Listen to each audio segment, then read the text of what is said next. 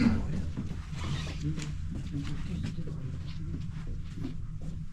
on arrive de dehors, les yeux devraient s'habituer. Oui. Mais on peut parler, si vous voulez, tout de suite de la lumière, parce que on est ici dans le salon de bain.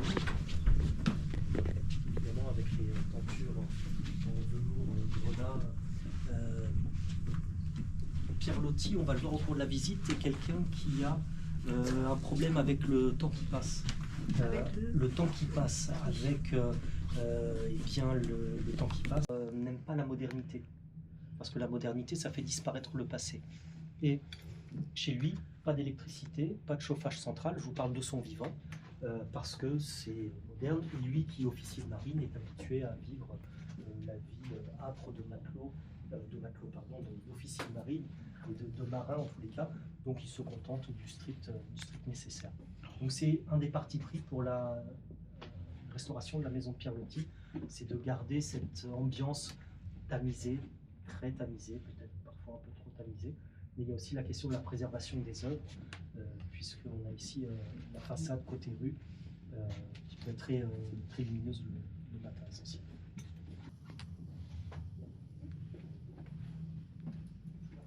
Parmi les personnes... Attention à la marche, monsieur. Donc, parmi les personnes qui ont déjà visité la maison de Pierre Loti, jusqu'à maintenant, je n'ai rencontré personne qui avait déjà vu cette pièce. Elle a été démontée après la mort de Pierre Loti par son fils Samuel. Il avait transformé la pagode japonaise qu'avait créée son père en cabinet de travail. Et puis, son père lui a laissé à Samuel une liste manuscrite, pièce par pièce, de ce qu'il faudrait faire des décors après sa mort. Et pour la pagode japonaise, il a écrit sur cette liste « Ici, je ne tiens à rien, on peut tout vendre ». Pourtant, il avait créé cette, vous allez le voir, soi-disant pagode japonaise, avec pas moins de 600 kilos d'objets rapportés de son premier voyage en Chine, au Japon, au Cochinchine. C'était entre 1883 et 1885. Vous voyez ici Pierre Loti dans cette soi-disant pagode. Et si je dis ça, c'est parce que dans cette pièce, qui est censée représenter un lieu de culte japonais, eh bien, il a exposé un lit chinois, c'est pas le bon pays,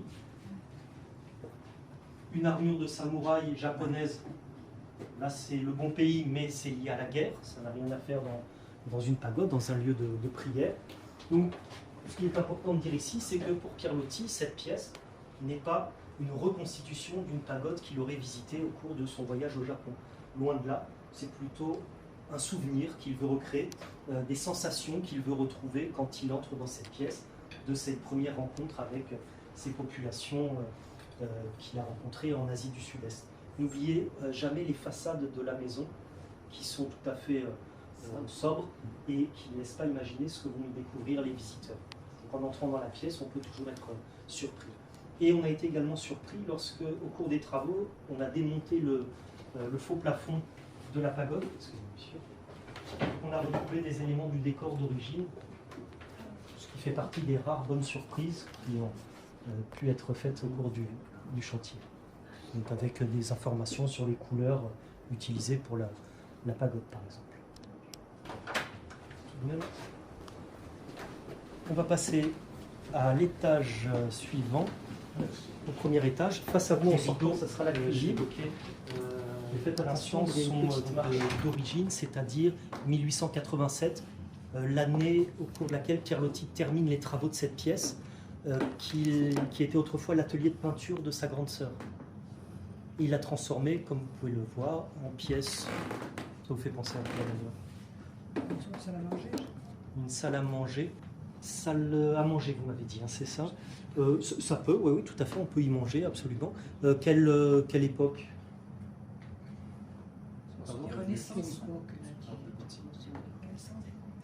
Un petit peu avant, monsieur, la bonne réponse, gothique, avec par exemple ces 5 arcades, ces 5 baies qui sont charentaises puisqu'elles proviennent de l'église Saint-Pierre de Marennes-d'Oléron.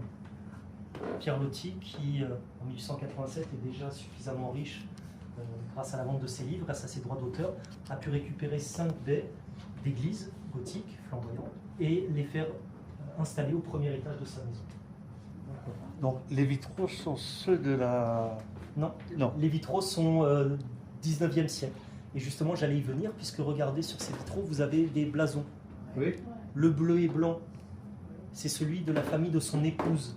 Vous demandiez si il a été marié, oui, à une dame qui s'appelait Blanche Franc de Ferrières, dont la famille est issue de la petite noblesse du Périgord.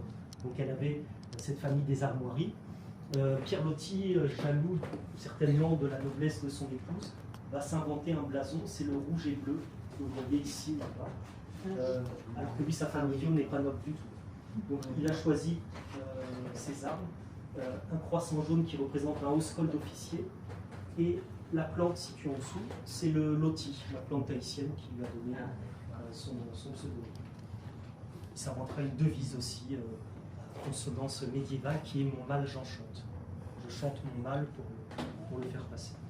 Et ces décors, puisque comme dans la pagode tout à l'heure, d'ailleurs vous avez remarqué qu'il n'y a aucune transition entre les pièces. Ça aussi j'ai oublié de vous prévenir, soyez pas surpris, on passe d'une époque à un autre pays, peu importe, du moment qu'on a l'impression d'être hors du temps, hors de la réalité.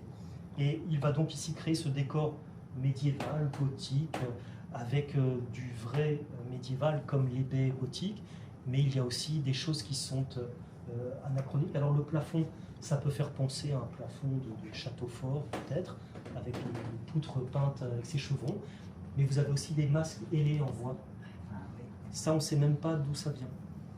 Ça a été refait le plafond. Ah oui, absolument. Et même plus que ça, je vous dirais, parce qu'on avait prévu de conserver 70% du plafond et de remplacer 30% des poutres qui étaient visiblement endommagées. On s'est rendu compte que les termites avaient endommagé plutôt 70% du plafond, on n'a pu en garder que 30%.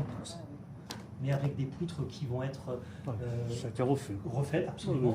Et on va donner l'illusion de la patine du temps. Parce que rappelez-vous, le but du chantier, c'est de recréer la maison comme elle était du vivant de Pierre Loti. Donc pas quelque chose de clinquant, tout neuf, qui soit tout à fait brillant. Il y a des effets de patine qui ont été recherchés. Mais les masques, c'est issu de l'imagination de Pierre Loti. Les hallebardes ici sont Renaissance et pas médiévales. Mais tout ça, on n'est pas obligé de le savoir. On est dans un décor de théâtre. On est où on veut, mais en tout cas pas à Rochefort au 19e ou début 20e. Et c'est ce que Pierre Loti recherche quand il va inviter ses amis pour l'inauguration de la fête de la salle gothique. Il va donner une fête gothique, fête médiévale. Et la trentaine d'invités conviés à cette fête se présenteront vêtus comme au XVe siècle, de hénin, d'escoffions, d'armures pour certains courageux qui ont monté l'escalier avec et qui vont passer cette soirée, ce bal, ce banquet. Oui. Voilà. En parlant le vieux français, parce que c'est ce qu'a exigé Pierre Loti, ils se sont choisis un nom médiéval, parce que sinon ça risque de faire retomber la magie de la soirée. Et Pierre Loti, lui, s'est occupé du repas et des animations. Alors faire l'inventaire de tout le menu serait trop long. Sachez que seront servis sur la table du seigneur de Rochefort des rôtis de chevreuil, de héron, d'écureuil et de hérisson, des pâtés en croûte d'où surgiront des oiseaux vivants. Il faudra récupérer puisqu'ils voltigeront dans la soirée dans cette pièce. Et le plat de résistance, vous auriez une idée? Le sanglier, c'est pas assez fameux. Non, et puis on cherche plutôt un oiseau. C'est presque ça, c'est dans l'idée. Je vous remontre la photo sur la droite, sur la gauche, pardon, de votre côté. Il a trouvé un cuisinier capable en effet de préparer un pan emplumé, vous étiez tout proche, un pan emplumé, donc rôti, mais on avait prélevé la peau, les plumes pour le rhabiller après la cuisson. Sinon ça sert à rien, ça ressemble à une dinde ou à un poulet. Donc voilà comment Pierre Loti envisage les fêtes. Il faut que ça soit l'émerveillement le plus total et qu'on soit, le temps d'une soirée, là où il a décidé d'emmener tout le monde et de se rendre lui aussi. On passe dans la pièce suivante. Et moi je vous retrouverai derrière dans une troisième pièce, c'est la mosquée. D'accord. Voilà, bon. c'est ça, ça va le faire.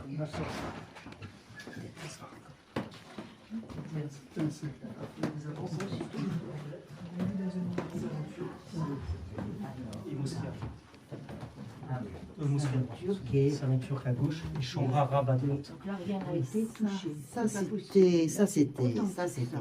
Ouais, tout à Ça, fait. c'était comme je. Alors, Voilà. sachant Ça, que les voilà. choses ont pu bouger avec le temps. Nous, on a choisi avant 1923. C'est bon. Ça, c'est magnifique. Ça, c'est On bon. va- c'est- Oui, ça, c'est bon. Ça, c'est comme. Oui, Ah oui, c'est ça. oui, que- voilà. Peut-être que j'ai oublié aussi beaucoup de choses. Hein. Et puis, on voit pas les choses pareilles. Oui, c'est vrai. On- Avec là, c'est genre 15 ans de différence. Là, ça me. Là, ça me. Ouais, ça me. Ah oui, oui.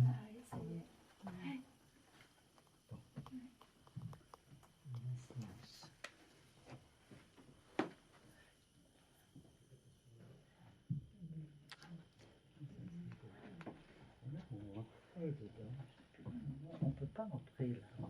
Il me semble qu'on rentrait, je sais pas pourquoi. C'est une impression. C'est super. Et vous, ça vous fait pas ça non? Moi, j'ai vu. Ah bon, je croyais que vous l'aviez vu. C'est pour ça que je me demandais, je me disais. Bon, alors.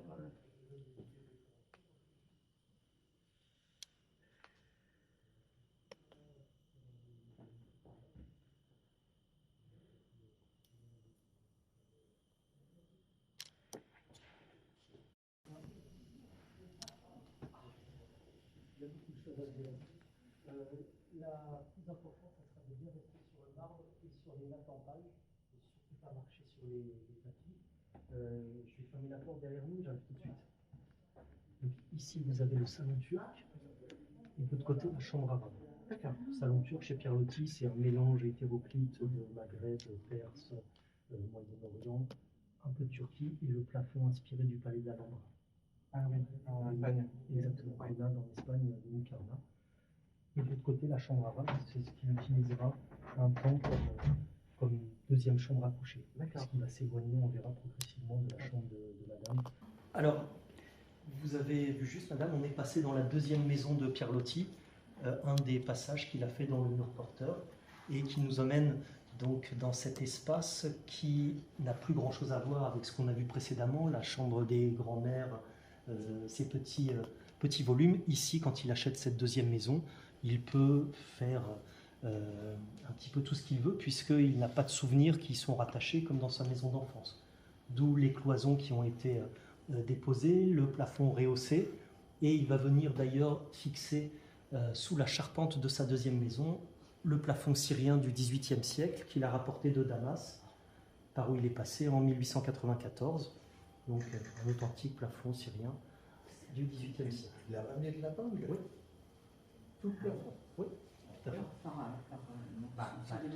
Oui, c'est ça. Oui, bah, on reçoit. Oui, c'est livré chez lui dans des caisses en bois quelques mois Oui. après son retour à Rochefort.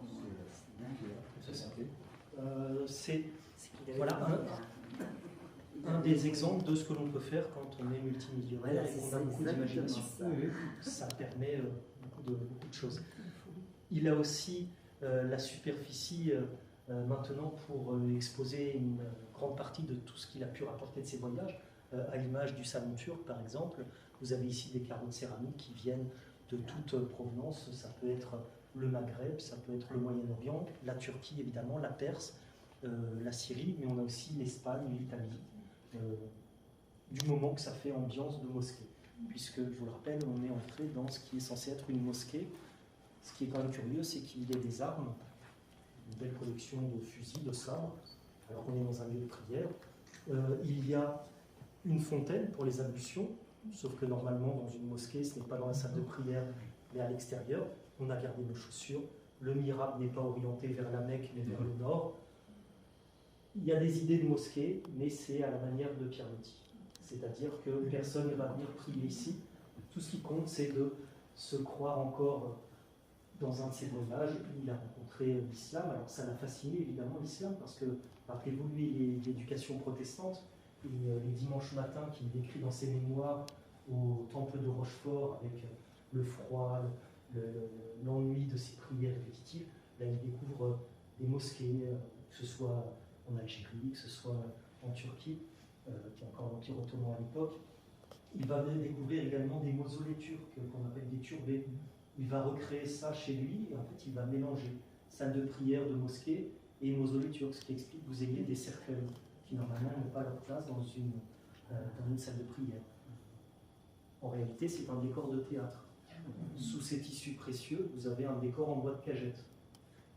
Ça pourrait être en carton, ça serait la même chose. Il n'y a personne d'enterré ici, mais lui nous fait croire qu'on est dans un mausolée où repose un guerrier turc, un guerrier ottoman et ses 4 fils. Puisque vous avez un 5e cénotaphe, une tombe vide, un cercueil vide, derrière le claustre. C'est de la mise en scène, c'est du théâtre, on est chez Pierlotti finalement. Mais avec, pas des décors en carton-pâte, mais de la céramique, du marbre. Attention de ne pas marcher sur les tapis, s'il vous plaît. Et même, en fait, il faudrait rester sur cette partie-là. Ça, on peut le remplacer, mais ça vaut beaucoup plus complet. Voilà, juste là, ça sera parfait. Très bien. Autre élément incongru dans une mosquée, ici, le portrait d'une jeune femme. Alors, c'est pas parce que c'est une jeune femme, c'est juste que c'est un visage d'une personne et c'est interdit par l'islam. Sauf que cette personne, c'est Hatice, dont Pierlotti est tombé amoureux lors de son premier voyage en Turquie, et il va entretenir avec elle une histoire d'amour interdite puisqu'elle est déjà mariée. Comment vous l'appelez? Hatice ou Akidje, et elle va lui inspirer son premier roman Asiadé, en 1879. Comme c'est que Voilà. Le vrai nom d'Asiadé serait Hatice, Akidje. En tout cas, c'est ce qui est écrit sur la stèle dont Pierlotti nous dit que c'est l'original, qu'il a ramené d'Istanbul. On pense plutôt que c'est une copie, qu'il a fait restaurer la tombe d'Hatice, mais il a ramené une copie. Pierlotti, toutes les manières, s'entoure toujours de mystères, il brouille toujours un petit peu les pistes, on ne sait jamais trop si c'est du vrai ou du faux, et c'est pas pour rien qu'il est devenu un des auteurs les plus en vue de son époque, avec ce talent de romancier, c'est cette capacité à broder autour de quelque chose de réel. Et à quelques pas du portrait d'Hatice, c'est sa banquette où le soir, il va venir se recueillir, se remémorer les jours heureux rencontrés avec elle, passés avec elle sur les rives du Bosphore. Et pour ça, il peut éventuellement se costumer. On peut trouver des photos de Pierlotti en émir, en bédouin, en sultan, parce que c'est un moyen pour lui de se replonger encore plus dans ses souvenirs, de jouer ce rôle qu'il aurait voulu jouer. C'est à l'image du comédien ou de la comédienne qui monte sur scène, non pas vêtu d'un déguisement, mais d'un costume. C'est des rôles qu'il se donne. Qu'est-ce qu'il a écrit? Alors, qui en premier? Il y avait Dame en premier. Madame? Alors, Ah. il n'y a de ruse que la ruse des femmes. Ah, Alors, sourate du prophète Youssef. Et monsieur? Les tapis sont d'origine. Les tapis ici sont d'origine et une exception, bien sûr. Le velours vert brodé de fils d'argent, réalisé par l'atelier du Bégonia d'Or de Rochefort. Spécialisé, des maîtres d'art spécialisés dans la broderie sur fil d'argent et fil d'or, parce que l'original était trop abîmé. Mais vous avez par exemple un tapis en soie là-bas, restauré aussi, puisque très endommagé. Qui a broyé. C'est ça. Le kit d'or. Ah, je ne vais pas me prononcer. Très bonne question. Je ne saurais pas. C'est pas des circuits, si on pas qui sont dans le monde. Je ne sais pas le pays, je suis désolé. C'est pas grave. c'est 2 exemplaires du Coran. Alors il y a un Coran et un autre livre sacré. Ça, je sais qu'ils proviennent du pillage de Sfax en Tunisie. Parce que, là-dessus, je ne l'évoque pas ici, mais parmi la multitude d'objets, alors évidemment, j'aurais toujours du mal à vous dire quelle année précisément ou quelle provenance. Mais ce que je voulais dire, c'est que Pierlotti a ramené tellement d'objets qu'il y a beaucoup de possibilités pour la provenance des objets, soit des achats, soit du pillage, puisque c'est souvent des campagnes militaires, donc ils arrivent en vainqueurs et ils se servent. Et ça peut être des échanges, ça peut être des dons, des cadeaux, tout est possible. Par exemple, parmi les armes, il y a des cadeaux offerts par des armes offertes par les sultans. C'est très variable. Et je crois que madame avait une question. Oui. Là, on peut aller là. Eh bien, on y va tout de suite. Merci pour la transition.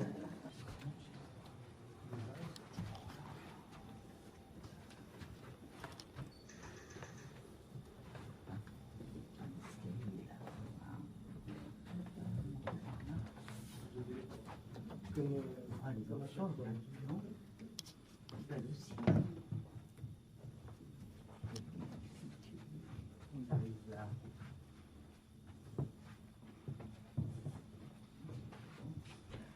Oui, je me rappelle de ça quand même. Si, ça me rappelle. Oui, oui. Ah bah, C'est bien. Alors pourquoi plus sérieux à votre avis? C'est pas vraiment un décor. Après ça change de ce qu'on a carrément. dit tout à l'heure. Cellule monacale. Cellule monacale. C'est ce que Pierre Loti tira de cette troisième chambre, puisque rappelez-vous, il y avait la chambre paysanne, puis la chambre arabe, et enfin, 1899, il aménage cette troisième chambre. On est à l'opposé complet de la chambre de son épouse, par rapport à la position dans la maison, et à l'opposé de la mosquée qu'on vient de quitter, puisque un décor de cellule monacale, il parle même de chambre d'hôpital. Pierre Loti. Clairement, il n'y a pas d'ambiguïté là-dessus. C'est peut-être parce qu'on n'est pas dans la chambre de Pierre Loti, finalement, ici, mais dans celle de l'officier de marine, celle de l'officier bio, avec un lit en fer forgé, avec des armes, un décor des plus sommaires. Et on a également le personnage Julien Viau et cette peur de la mort qui le travaille depuis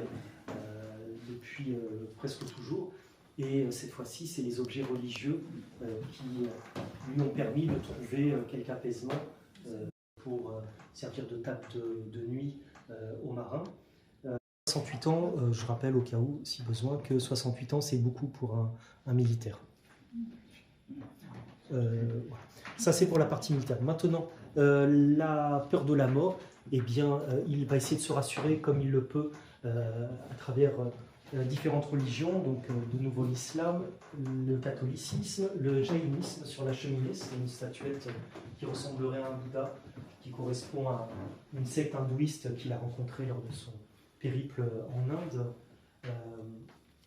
À noter qu'il manque le judaïsme, c'est tout simplement parce que Pierre Loti et le peuple juif a beaucoup de mal à cohabiter. Façon polie de dire qu'il a été antisémite, voire xénophobe pour décrire certaines populations, mais c'est bien plus compliqué que ça, parce qu'il a aussi, sur la fin de sa vie, critiqué ce colonialisme qui est venu soi-disant apporter la civilisation à des populations qui n'avaient pas besoin forcément de ça. Donc personnage très complexe, Pierre Loti, jamais tout l'un tout l'autre, j'essaye pas d'excuser quoi que ce soit, mais on veut toujours faire rentrer les gens dans des cases. Pierre Loti, lui, il faudrait lui en créer une rien pour lui finalement. Je vais juste vous demander de vous appuyer dessus. Ça c'est un obus de la Première Guerre mondiale. Je voulais terminer avec deux choses. La table derrière vous, c'est la table à maquillage de Pierre Loti, parce qu'il avait un problème avec son physique. Pierre Loti, il se trouvait trop petit. Alors il avait ajouté des talonnettes à ses bottines. Ça se voit chez d'autres personnes. Mais en plus de cette petite taille, il se trouvait laid, Pierre Loti. Donc il avait pris aussi l'habitude de cacher les défauts qu'il trouvait à son visage par du maquillage, de la poudre, du rouge sur les joues, sur les lèvres, du crayon noir sur les yeux, comme il avait vu en Orient. Et évidemment, ça n'a pas aidé sa carrière d'officier de marine. Et ça, c'est une chose. Maintenant, on peut peut-être aussi s'imaginer qu'en plus d'être dans la chambre de Julien Viau, on pourrait être dans une loge de comédien, où avant de monter sur scène, en fait, avant de sortir de cette pièce où il est sans artifice, au naturel, il va choisir son costume, choisir son apparence.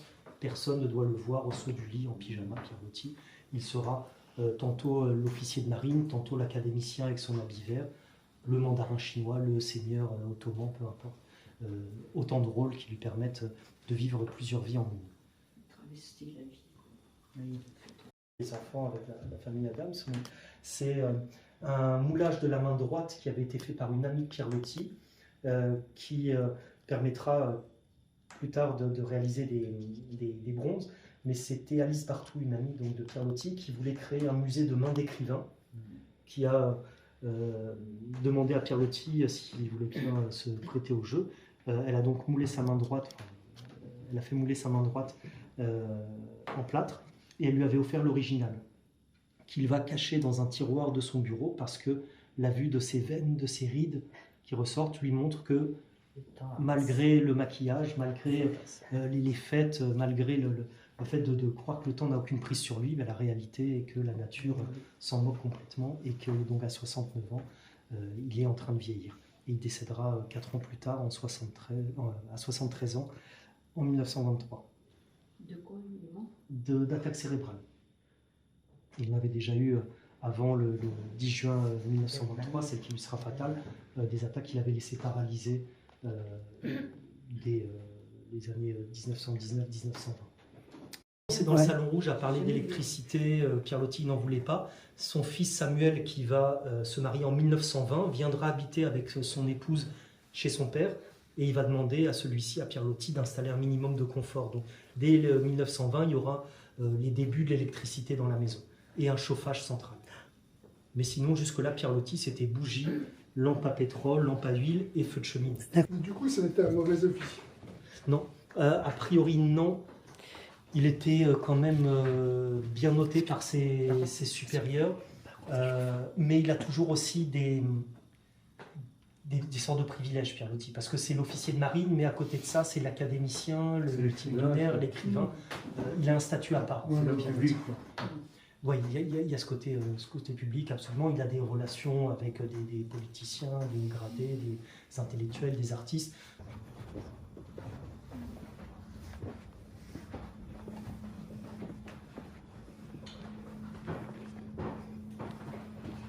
Faites bien attention aux marches, mesdames, messieurs, en descendant. L'escalier est assez raide. Et vous allez découvrir le rez-de-chaussée de la deuxième maison de Pierre-Loti, qu'il va aménager en une salle Renaissance, puisqu'évidemment, après le Moyen-Âge, c'est la Renaissance.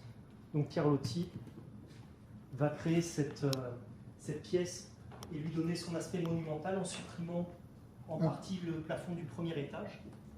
Vous avez peut-être remarqué qu'on passe du deuxième au rez-de-chaussée directement. Ce qui va lui permettre donc d'avoir un plafond à près de 7 mètres de haut, décoré de caissons.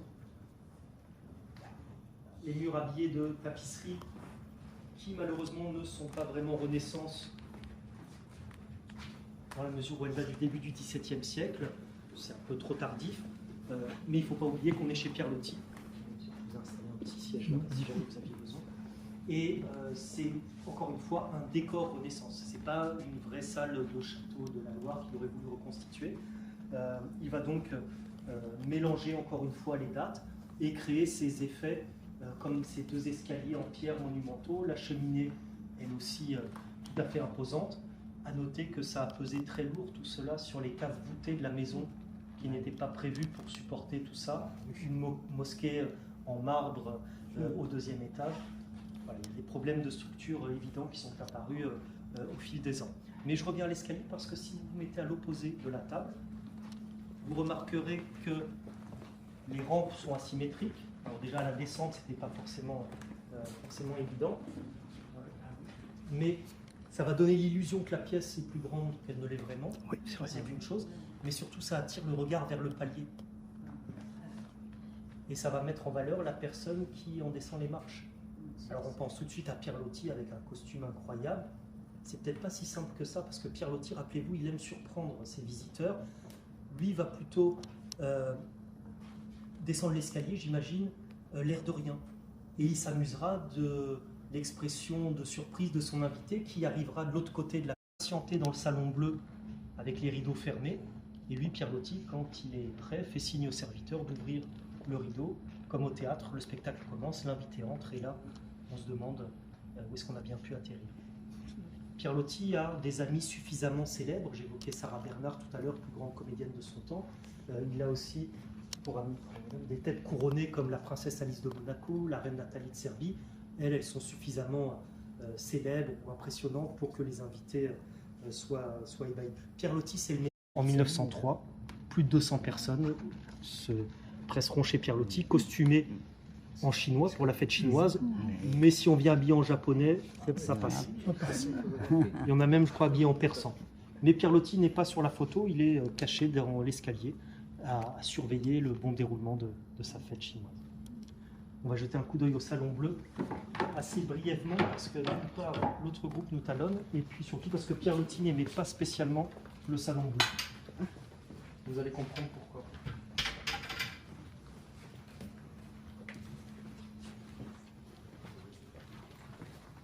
Ici, le salon bleu, nous sommes de retour côté rue.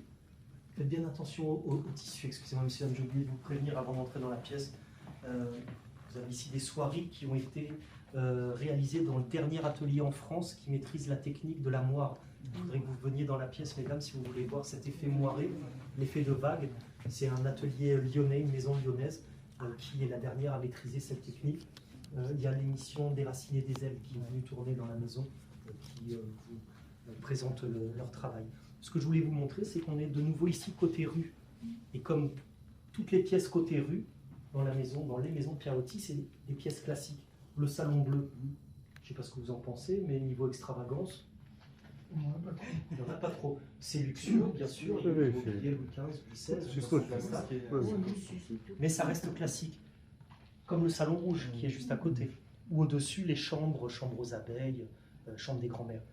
Pierre Loti va réserver les pièces avec ces univers qu'il s'est inventé dans le fond des parcelles. Il faut y être introduit par Pierre Loti lui-même pour y avoir accès. Sinon, de la rue, tout est caché par des rideaux, des portes closes. Ça a l'air d'être une maison bourgeoise, mais tout à fait normale. En réalité, c'est bien plus que ça. La grande pièce derrière, il n'a pas construit sur la cour, finalement. Ça a été rallongé. Mais justement, venez avec moi, on va aller... Parce que la maison, elle s'arrêtait là. On voit, là, non Je sais qu'à l'origine, on achète la deuxième maison en 1880. Et la dernière pièce qu'on va voir ensemble, la salle chinoise. Attention à la... Sachant que a été supprimé. S'il n'avait pas fait des beaux linteaux et tout ça, on comprend que c'était un peu fragile. Heureusement, sous la mosquée, la personne qui a fait les travaux a installé des poutres métalliques. Ouais. En 1895. Sinon, ça aurait sûrement traversé le plancher. Ici, on se retrouve donc derrière la deuxième maison de Pierre Loti. Et en effet, on est ici sur la cour qui se trouve derrière cette deuxième maison. Et Pierre Loti va aménager cette pièce en 1902 et il va la décorer avec près de 800 kg d'objets, cette fois-ci qu'il a rapporté de son deuxième voyage en Chine. Où cette fois-ci, il était logé dans les appartements de l'impératrice de Chine, Cixi, la dernière impératrice de Chine, qui était en fuite. Et c'est là que, malheureusement, si je puis dire, il va rapporter des objets qui sont pillés dans ce palais impérial de la cité interdite de Pékin. Donc Pierre Loti revient avec un trône, un paravent, des dragons en bois sculpté, des tables, des chaises, des fauteuils, des bijoux. Et la majorité de ces objets a été vendue aux enchères par le fils de Pierre Loti, par Samuel Viau, puisque, rappelez-vous, son père lui a laissé une liste de ce qu'il faut faire des décors après sa mort. Et pour la salle chinoise, il écrira, ici comme pour la pagode, on peut tout vendre. Heureusement, Samuel n'a pas tout vendu, mais le trône, le paravent, sont partis aux enchères, et c'était des enchères anonymes qui font qu'aujourd'hui, on ne sait pas où sont ces objets. Ce que vous avez donc sous les yeux, c'est des facsimilés réalisés d'après des photos d'époque, comme ici. Là, on ne sait pas qui les a achetés. Non, anonymes. Et dans un sens, tant mieux, parce que si aujourd'hui la Chine venait réclamer le trône de l'impératrice Cixi, on ne sait pas où il est. Nous, on n'a qu'une copie. Je ne vous cache pas que ça coûte aussi une certaine somme, et ça a nécessité près de 1000 heures de travail. Oui, on se doute bien, oui. C'est l'atelier d'achat. Du coup, ce ne sont pas les objets volés. Ici, non. Non, c'est normal. En revanche, là, on a aussi des objets originaux. Cette rangeade rouille qui porte chance à l'empereur ou à l'impératrice. On a aussi là-bas des objets en vitrine. Ça, ces objets, pour Pierre Loti, ça n'a pas de valeur, ou alors celle de bibelots, de curiosités qu'il ramène à ses amis, ou encore d'accessoires de théâtre. Vous verrez par exemple, là, son amie, Madame Marchal, qui est assise sur le vrai trône à l'époque, dans la pièce qu'il avait aménagée, la salle chinoise, et qu'il a inaugurée par cette fête chinoise dont je vous ai montré une photo juste avant. Faut pas toucher. Vous avez à l'entrée de la pièce les photos, les invités qui, costumés en chinois, qu'ils ont trouvé, qui ont permis donc de recréer tout cet ensemble, tout ce volume. Avant 2012, on était de nouveau dans la cour ici à l'extérieur. Donc tout a été refait. Oui, c'est ça. Et on va terminer par les cours et les jardins. Si vous voulez bien, faites attention au début.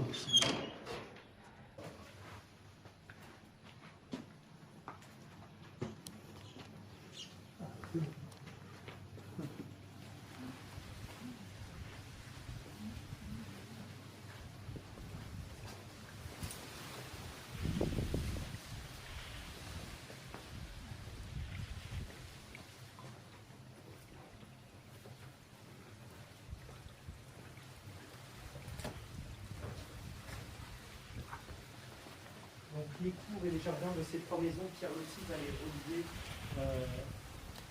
et prolonger les décors à l'extérieur, puisque vous pouvez apercevoir ici un portique d'inspiration chinoise.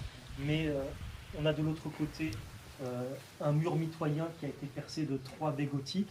C'est ce qu'il appellera le cloître médiéval. C'est le mur qui sépare sa maison d'enfance, derrière laquelle nous nous trouvons maintenant, de la troisième. C'est celle-là.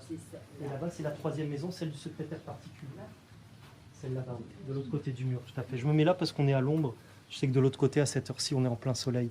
Mais ce qui peut être intéressant, c'est de voir aussi que derrière sa maison d'enfance se trouve le Saint des Saints, peut-être l'objet le plus sacré de tout ce qu'il a conservé dans ses maisons, ce qu'il fallait conserver à tout prix. C'est le bassin construit par son grand frère. Gustave lui a fabriqué un bassin quand le petit Julien n'avait que 8 ans. Et c'est encore une des rares traces qui demeurent de ce grand frère qui était son modèle, qui était son idole. Alors c'est une tortue qui vivra pendant des dizaines d'années. Aujourd'hui, on l'a remplacée par 2 poissons rouges qui, aux dernières nouvelles, étaient encore vivants. L'Oléron, mais également 2 choses qui avaient disparu après la mort de Pierre Loti. Une galerie en bois qui abrite un escalier qui pourrait faire penser aux anciennes maisons d'Istanbul, qui relie la salle gothique au salon turc. Oui. Et au-dessus de la salle gothique, tout un volume, toute une pièce qui avait entièrement disparu, c'était la chambre espagnole. On sait, d'après des photos d'époque, qu'elle avait cet aspect de maison basque ou néo-basque à colombage, mais on n'a aucune information ou quasiment rien sur le décor intérieur. Donc au lieu d'inventer un décor fantaisiste, on s'en est servi pour en faire un local technique, puisqu'il faut maintenir la température et l'hygrométrie le plus stable possible. Et pour donc terminer la visite, je rappelle que Pierre Loti décède non pas à Rochefort mais à Hendaye au Pays Basque le 10 juin 1923. Son corps est rapatrié à Rochefort puisqu'il aura droit quelques jours plus tard, le 16 juin, à des funérailles nationales. Je précise que le dernier écrivain à avoir eu ce privilège avant lui, c'était Victor Hugo. Donc ça montre le prestige qu'avait Pierre Loti à l'époque. Ce qui lui a aussi permis un autre privilège, c'est d'être enterré dans une propriété privée, puisqu'il a choisi de reposer pour toujours dans le jardin de la maison de ses aïeules protestantes à Saint-Pierre-d'Oléron, d'où est originaire la famille de sa mère. Et donc il repose dans le jardin de la maison familiale sous une pierre blanche toute simple, gravée uniquement de son pseudonyme, Pierre Loti, pas de date de naissance et de mort, et interdiction aux visites, sauf pour sa famille proche. La maison, pour information, aux dernières nouvelles, était en vente. Si vous êtes intéressé, pour près d'1 million d'euros, vous pouvez acheter la maison des aïeuls dans laquelle Pierre Loti est enterré dans le jardin. À prévoir quand même beaucoup de travaux et laisser la famille accéder à la tombe de leur ancêtre. Je vais m'arrêter là pour la visite, mesdames, messieurs. En tous les cas, je vous remercie pour votre attention.